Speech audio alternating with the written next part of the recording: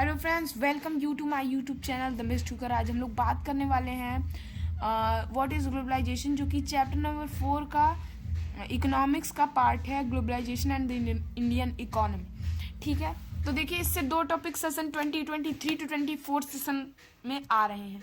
Session 2023 to session 2024, session 2023 to 24 में सिर्फ दो टॉपिक आ रहा है। दो टॉपिक के नाम है what is globalisation and factor that have enables globalisation.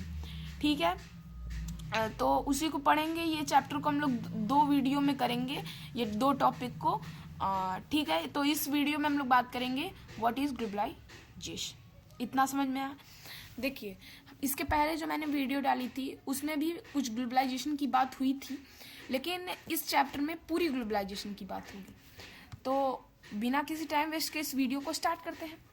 What is MNCs? MNCs in a sense multinational companies.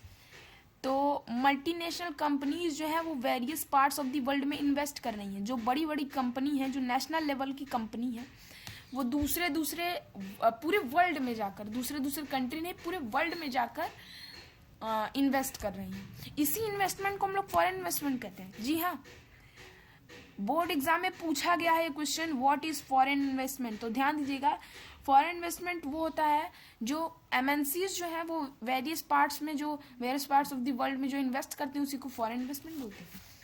और फॉरेन इन्वेस्टमेंट इतना हो गया। अब आगे बढ़ते हैं, फॉरेन ट्रेड की तरफ देखते हैं। Foreign trade between country has been rising rapidly. देखिए, अगर फॉरेन इन्वेस्टमेंट बढ़ेगा तो फॉरेन ट्रेड भी बढ़ेगा। कैसे बढ़ेगा मैं बताता हूँ। जैसे कि एक एग्जांपल सपोज करिए आप लोग कि सोच लिया। एग्जांपल सपोज करिए कि मैं टोयोटा की कंपनी का मालिक हूँ और मैं जो है दूसरे वर्ल्ड में जाकर, जैसे पाकिस्तान में जाकर मैं कुछ इन्वेस्ट करता हूँ। कुछ एग्जाम्पल ही है, कुछ भी इन्वेस्ट किया, मतलब मैं मान लीजिए इंडस्ट्रीज खोलना चाहा। अगर इंडस्ट्रीज में खोलूंगा तो फॉरेन इन्वेस्टमेंट एक आ जाएगा, और फॉरेन इन्वेस्टमेंट की वजह से मेरी कंट्री में या उसी कंट्री में जो ट्रेड होगा उसी को हम लोग फॉरेन ट्रेड कहते हैं। और फॉरेन इन्वेस्टमेंट की वजह से बढ़ता है। अब समझ में आया? तो जो एमएनसीज है वो various parts of the world में जो है इन्वेस्ट कर रही हैं, इसी को हम लोग फॉरेन इन्वेस्टमेंट कहते हैं। और अगर फॉरेन इन्वेस्टमेंट बढ़ेगा तो फॉरेन ट्रेड बढ़ेगा। क्यों बढ़ेगा मैंने आप लोग को बता दिया। तो foreign trade between country has been riding rapidly. आगे बढ़िए, थर्ड पॉइंट की बात की जाए, फॉरेन इन्वेस्टमेंट। जो फॉरेन इन्वेस्टमेंट है इंक्रीज, एंड जो फॉरेन ट्रेड है वो इंक्रीज करता है।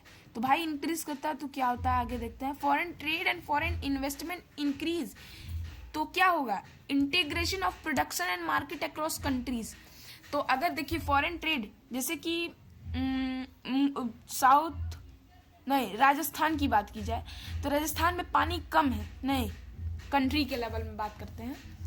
तो कंट्री के लेवल में बात करते हैं, मान लीजिए सिर्फ मानना है कि अमेरिका के पास पानी कम है, अमेरिका के पास पेट्रोल ज़्यादा है। तो अगर हमको पेट्रोल चाहिए और हमारे पास पानी ज़्यादा है, हमको उनको पानी देना है, तो क्या होगा, ये जो इंटरलिंकिंग होगी, वो इंटरलिंकिंग को ही हम लोग फॉरेन ट्रेड कहते हैं। तो अगर ये बढ़ेगा तो भाई, अगर ये बढ़ेगा तो जो कंट्री के लेवल की जो मार्केट है वो भी बढ़ेगी। समझ में आया? जो फॉरेन इन्वेस्टमेंट है वो बढ़ेगा तो फॉरेन ट्रेड बढ़ेगा, और ये जब दोनों बढ़ेगा तो जो मार्केट लेवल की जो मार्केट है, कंट्री लेवल की जो मार्केट है वो भी इंक्रीज करेगी। ठीक है, तो फिर से एक बार देखते हैं। MNCs investing in various part of the world, this known as foreign investment. और फॉरेन ट्रेड, एमएनसीज बढ़ेगा तो फॉरेन ट्रेड बढ़ेगा, जो कि आजकल बहुत रैपिडली राइज कर रहा है। और फॉरेन इन्वेस्टमेंट और फॉरेन ट्रेड जब दोनों ही बढ़ेंगे तो हम लोग का कंट्री लेवल की जो मार्केट है और जो प्रोडक्शन है वो भी बढ़ेगा। तो इसके अगर डेफिनेशन की बात की जाए तो globalisation is the process of rapid integration of rapid integration between countries. जो इंटरलिंकिंग है वो कंट्री बढ़ेगी। Globalisation is the process of rapid integration between countries. अब ये तो हो गई ग्लोबलाइजेशन। इसके नीचे कुछ ग्लोबलाइजेशन को अच्छे से समझा जाए तो ग्लोबलाइजेशन जो है मूवमेंट ऑफ गुड्स का मूव करना, सर्विसेज का मूव करना, investment and movement of people. Movement of people क्या होता है, पहले मूवमेंट ऑफ पीपल देखते हैं। एक मूवी आई है सुल्तान ऑफ दिल्ली, उसमें भी जो पाकिस्तान में जो है दंगा हो गया था, लड़ाई हो गई थी, वॉर हो गई थी, सिविल वॉर हो गई थी, तो उसकी वजह से जो अपनी इंडिया में लोग पीपल वहाँ से माइग्रेट करके इंडिया में आए, कहाँ आए, दिल्ली में आए।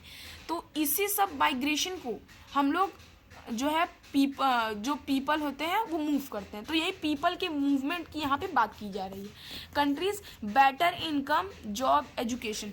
अब ये तो मैंने एक एग्जांपल दे दिया, लेकिन जो ये movement of goods, service and movement of people between country, ये क्यों हो रहा है, किस चीज़ के लिए हो रहा है? इनकम के लिए हो रहा है, जॉब के लिए हो रहा है, एजुकेशन के लिए हो रहा है।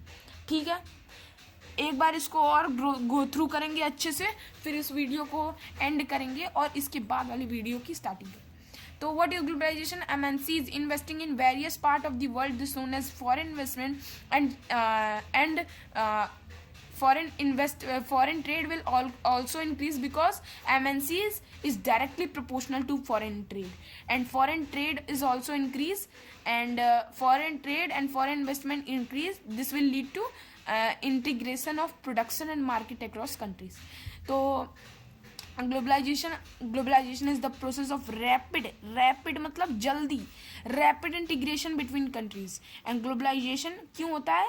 Globalisation of movement of goods, services, investment, technology, movement of people between countries क्यों होते हैं? बेटर इनकम के लिए, बेटर जॉब के लिए, बेटर एजुकेशन के लिए। तो thank you for watching this video, and do not forget to like and subscribe this video. Thank you very much.